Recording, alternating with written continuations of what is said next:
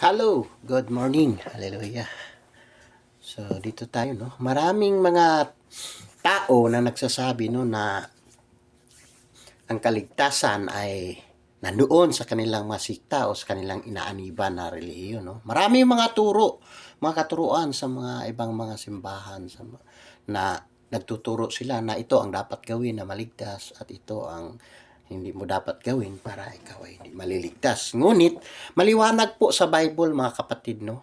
Maliwanag po sa Bible na sinasabi ang katotohanan, no? Kung tayo po'y magmatyag at tayo po'y magbasa ng kanyang salita, tinuturo na po ng ating Panginoon Jesucristo kung paano tayo maliligtas, no?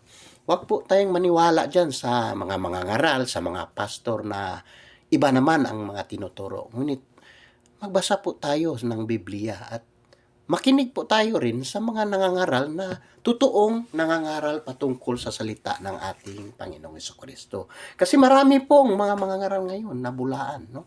So makikita po natin kung paano tayo maliligtas, no? Dito lang po sa isang verse, no, sa John 3:16, sapagkat gayon na lamang ang pag-ibig ng Diyos sa sangkatauhan, kaya't ibinigay niya ang kanyang kaisa-isang anak upang ang sino mang sumampalataya sa kanya ay hindi mapahamak kundi magkaroon ng buhay na walang hanggan. So maliwanag po diyan na only Jesus can save us. Kung meron tayong ugnayan sa ating Panginoon Jesucristo, tayo po ay may kaligtasan. Tiyak po ang assurance sa ating salvation kung mayroon tayong relasyon sa ating Panginoong Hesukristo.